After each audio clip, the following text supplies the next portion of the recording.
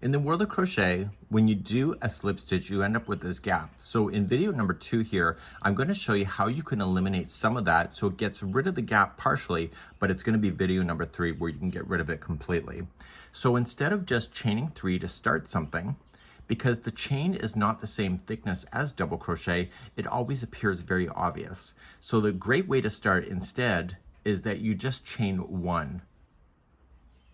And so therefore at the top of this stitch here, you're just going to start and immediately just double crochet yourself around to whatever the instructions tell you to do. So you can convert the first stitch into a chain 1 and then just do a double crochet or whatever it's telling you to do into the first stitch, and therefore it will create a nice closed area. Let me go around and show you.